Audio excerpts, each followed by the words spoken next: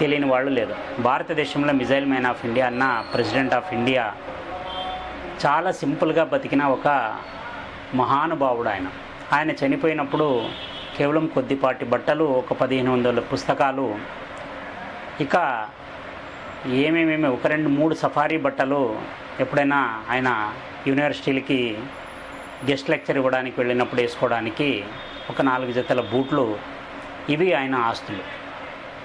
ఇవి తప్ప ఇంకా ఆయన దగ్గర ఏది లేదు. ఒకటే ఒక ఫ్లాటు, అది కూడా డిఆర్డిఓ వాళ్ళు ఈయన పని చేసినప్పుడు సైంటిస్ట్గా ఆయనకు ఒక ఫ్లాట్ ఇచ్చినారు బెంగళూరులో.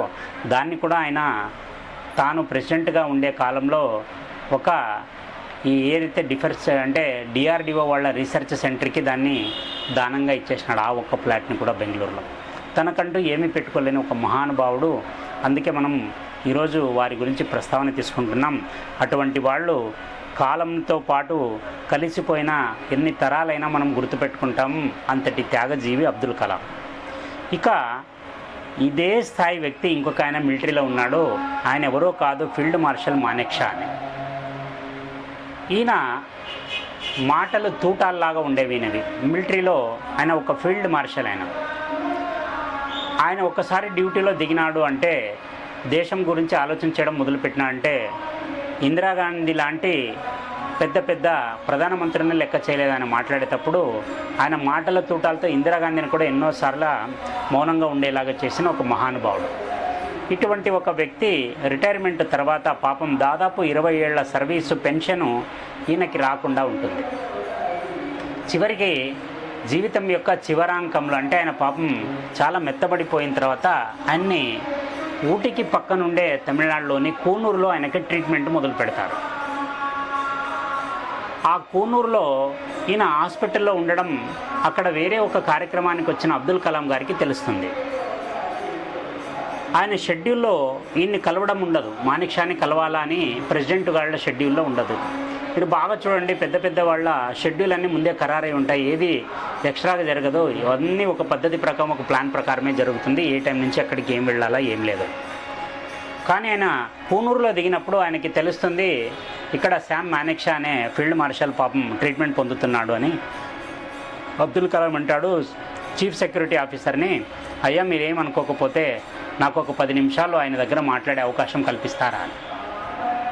పాపం అంతలేసిన ప్రెసిడెంట్ అడిగిన తర్వాత ఆయన కూడా పాపం మిలిటరీలో ఒక ఉద్యోగి కాబట్టి ఆయనకి దక్కాల్సిన గౌరవం దక్కాల్సిందని చెప్పేసి వాళ్ళు అప్పటికప్పుడు షెడ్యూల్ అన్నీ టకటక పోర్టు అంటే అప్పుడు ఏదైతే ప్రోటోకాల్ ఉంటుందో దాన్ని పాటించుకుంటూ టకటక ఏర్పాట్లు చేసి డైరెక్ట్ ఆయన ఉండే హాస్పిటల్కి అబ్దుల్ కలాం గారిని తీసుకెళ్తారు.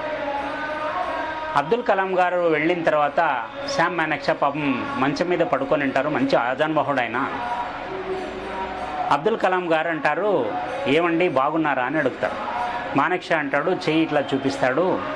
ఆయన ఎక్కువగా గట్టిగా మాట్లాడలేడు కాబట్టి అబ్దుల్ కలాం గారు తాను కూర్చున్న కుర్చీని దగ్గరికి లాక్కొని ఆయన నోటి దగ్గర వరకు వచ్చి, అయ్యా నీవేమన్నా చెప్పుకునే ఉన్నా లేదా మీకేమన్నా సమస్యలున్నా చెప్పండి, నేను ఇక్కడ వరకు వచ్చాను కాబట్టి మీకు ఏదైనా గవర్నమెంట్ దగ్గర నుంచి జరిగే ఫేవర్ కానీ లేదా మీరు ఏమైనా చెప్పుకోవాల్సిన విషయాలు ఉంటే నేను సాయం చేయగలను అని అడుగుతాడు. ఆయన ముందుగా ఒకటి అంటాడు, అవును నాకు ఒక నాదొక విన్నపం ఉంది అంటాడు. చెప్పండి చేస్తానని అబ్దుల్ కలాం గారు అంటారు. ఆయన అంటాడు, భారతదేశం గర్వించదగ్గ ప్రెసిడెంట్ నా పక్కన చైర్లో కూర్చుంటే నేను లేచి సెల్యూట్ చేయలేకపోతున్నాను, అదే నా ప్రాబ్లం అని చెప్తాడు. ఆ మాటకి అబ్దుల్ కలాం కళ్ళు చెమ్మగిల్లుతాయి.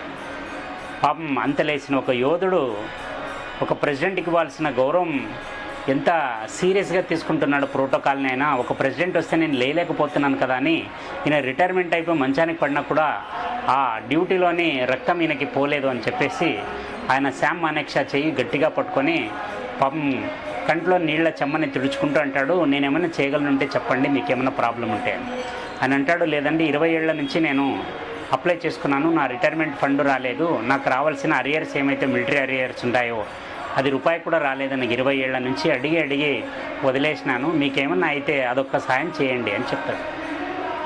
అబ్దుల్ కలాం గారు అనుకుంటారు, ఇంత మహానుభావుడు ఎంతటి సేవ చేసినాడు దేశానికి, ఇటువంటి ఆయన వ్యక్తివి హరియర్ అమౌంట్ 20 ఏళ్ల నుంచి పెండింగ్ పెట్టినారంటే ఎంత దౌర్భాగ్య పరిస్థితిలో ఉందని చెప్పేసి ఆయన అక్కడి నుంచి ఆయనకి చెప్పి వీలైనంత త్వరగా మీకు నేను చేసే ఏర్పాటు చేస్తానని చెప్పేసి మానెక్ షాకి ధైర్యం చెప్పి అక్కడి నుంచి ఆయన ఢిల్లీకి వెళ్ళిపోతాడు. ఢిల్లీకి వెళ్ళిపోయి ఒక 6 రోజుల వ్యవధిలో దీన్నంతా రెడీ చేసి దీనికి సంబంధించిన ఫైల్స్ అన్నీ తెప్పించి ఆయనకి రావాల్సిన అరియర్స్ అంతా చూసి దాదాపు 1.25 కోట్లు అంటే 1,25,00,000 రూపాయలు అమౌంట్ని ఒక చెక్ ప్రిపేర్ చేయించి ఇది డిలే కాకూడదు ఈ చెక్ పోవడానికి అని చెప్పేసి ఒక స్పెషల్ ఫ్లైట్ వేయించి జవాన్లను ఇచ్చి అక్కడి నుంచి ఊటీకి ఎయిర్పోర్ట్ ఉంటుంది, అక్కడ ఎయిర్పోర్ట్కి ఊటీకి పంపించి ఊటీ నుంచి కూనూరుకి చెక్ పంపిస్తాడు అబ్దుల్ కలాం. ఎప్పుడైతే ఆ చెక్ వచ్చేస్తుందో మానెక్ షాకి చాలా సంతోషం అయిపోతుంది.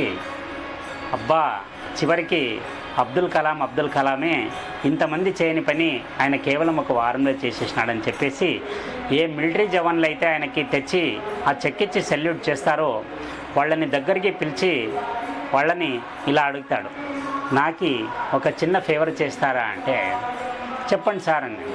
ఏం లేదు, ఈ చెక్ ఏదైతే ఉందో 1.25 కోట్ల చెక్కు, దీన్ని మిలిటరీలో అన్నీ పోగొట్టుకొని అంటే మిలిటరీ రిలీఫ్ ఫండ్ అని ఒకటి ఉంటుంది, వాళ్ళ కుటుంబ కొడుకు కావచ్చు, భర్త కావచ్చు, తండ్రి కావచ్చు, ఎవరే కావచ్చు, పోగొట్టుకున్న వాళ్ళ రిలీఫ్ ఫండ్కి ఈ మొత్తం డబ్బుని ట్రాన్స్ఫర్ చేయమని చెప్పండి అని చెప్తాడు. అంటే 1.25 కోట్లని ఆయన కేవలం జస్ట్ 10 సెకండ్లు కూడా చెక్ కూడా చూసుకోకున్నట్టు ఆ డబ్బుని అలాగే ఆయన ట్రాన్స్ఫర్ కొట్టేస్తాడు మిలిటరీ రిలీఫ్ ఫండ్కే. ఇప్పుడు చూడండి, ఈ కథలో మనకి ఎన్నో ఏండ్ల నుంచి ఉండే అరియర్స్ని తెప్పించిన అబ్దుల్ కలాం గారు గొప్పవారా, లేదా వచ్చిన డబ్బుని తృణప్రాయంగా భావించి దేశ రక్షణ దానికోసం ప్రాణాలు ఇచ్చిన వారికి ఇది చెందాలని చెప్పేసి అంత పెద్ద మొత్తాన్ని ఆలోచన లేకుండా దానం ఇచ్చిన మానెక్ షా గొప్పవాడా? ఇక్కడ మనం తేల్చుకునేది చాలా కష్టమైన విషయం. ఇటువంటి మహానుభావులు పుట్టిన ఈ దేశంలో మనం పుట్టినందుకు మనం గర్వించాలా. వాళ్ళలో ఒక 10% మనకి త్యాగం అలవాటు పడితే కూడా మన స్థాయి ఎక్కడ ఉంటుందో మనకు తెలియదు. ఈ ఒక్క విషయం మనం ఈ కథలోని అంశం ఏమంటే, ఇది వాస్తవంగా జరిగిన ఒక సంఘటన. ఒక త్యాగానికి హద్దు లేదు అనుకున్నప్పుడు ఈ సంఘటన మనకు గుర్తుకొస్తుంది. ఇద్దరు మహానుభావుల కన్నా ఈ భరతమాతకి మనం కృతజ్ఞతలు చెప్తూ వాళ్ళ దారిలో నడిచే ప్రయత్నం చేయాలని కోరుకుంటున్నాను. ఇక